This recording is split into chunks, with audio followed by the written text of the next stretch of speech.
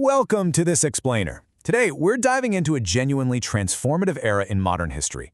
We're going to explore how Commonwealth migrant communities in post-war Britain did so much more than just adapt to a new country. Facing incredibly tough adversity, they actually reshaped British society from the ground up. Through sheer resilience, grassroots organizing, and some incredibly vibrant cultural expression, these communities turned culture itself into a powerful form of resistance. All right, let's get right into it. Here is how we're breaking this down today. First, building post-war migrant communities. 2. The 1958 Notting Hill riots. 3. Culture as community resistance. 4. The Ugandan Asians in Leicester. 5. Overcoming the National Front. And finally, 6. Reshaping modern British identity. To get our bearings, let's take a quick look at the timeline. What's absolutely crucial to understand here is the chronological chain of events. Notice how moments of intense, explosive racial friction were almost immediately followed by massive cultural and legislative shifts. You've got the violence of the 1958 Notting Hill riots, and that's followed right away by the birth of carnival culture in 1959. Then, we see the government finally stepping in with the Race Relations Act in 1965, right before our timeline shifts into the 1970s with the sudden migration of Ugandan Asians. Section 1. Building post-war migrant communities. So, imagine arriving in a new country, ready to work, only to find that the mainstream institutions are either flat-out discriminatory or just incredibly unwelcoming. Because they were so often excluded, post-war migrants literally had to build their own infrastructure just to survive and find a sense of belonging. They created what we call support networks. These were the people and organizations that helped a community cope and organize. They set up their own businesses, established places of worship, founded newspapers, launched campaigns.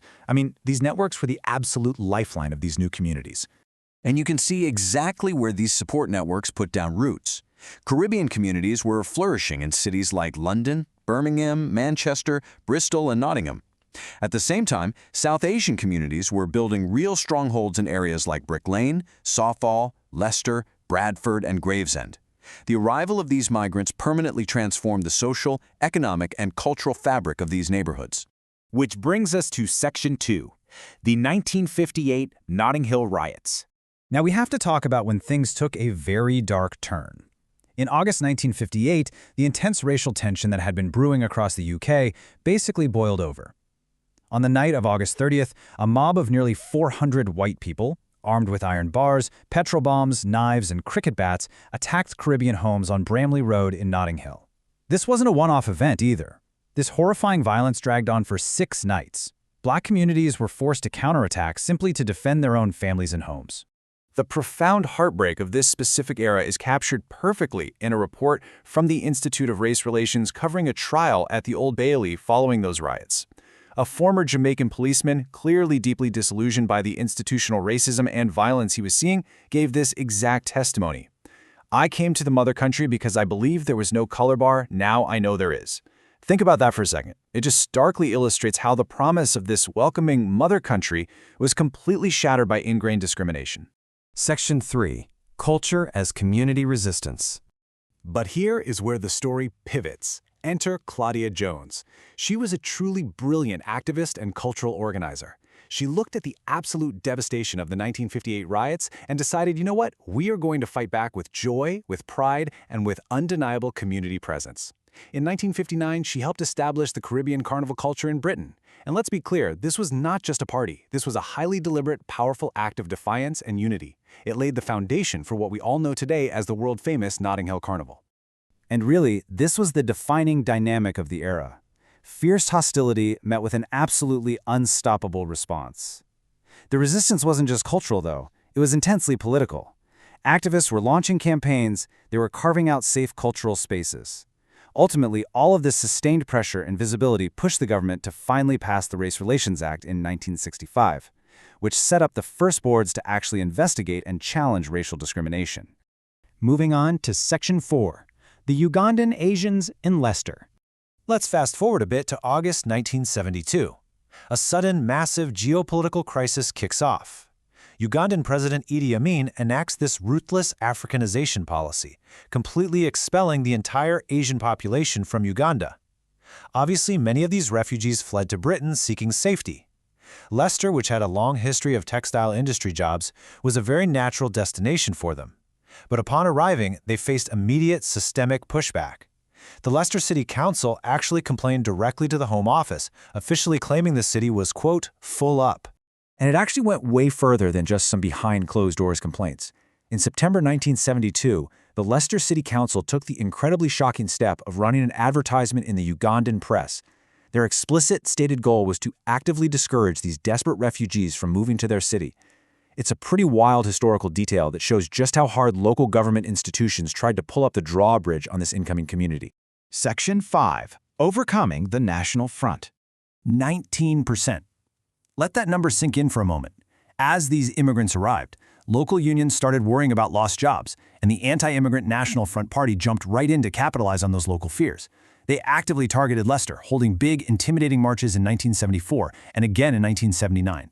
And in 1976, they actually managed to win 19% of the local council vote. So the systemic racism and the economic barriers these new arrivals were facing were just immense. So how did the community respond to this level of hostility? With relentless enterprise.